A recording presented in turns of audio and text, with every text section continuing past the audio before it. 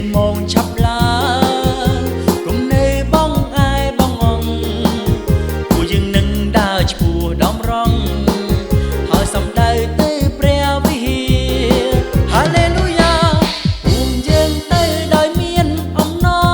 រថ្លៃបបោក្នុងព្រះអម្ចាស់ព្រះយេស៊ូវជាបុណ្យត្រាព្រះសង្គ្រោះនោះឡ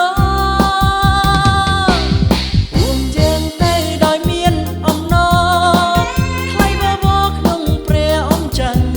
ព្រះយេស៊ូវជាបុណ្យត្រាព្រះសង្គ្រោះនោះឡព្រះយេស៊ូវសង្គ្រោះ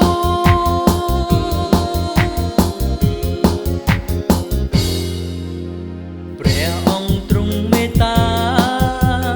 ឲ្យយើងទាំងអស់គ្នាបានរួចផុតពីបាបវេទនាប្រកគ្រប់គ្នាដែលជាកូនទ្រង់ដូច្នេះបងប្អូនអើយកុំប្រងើយទៀតឡើយចូលមករកព្រះអង្គសង្គ្រោះមកថ្វាយបង់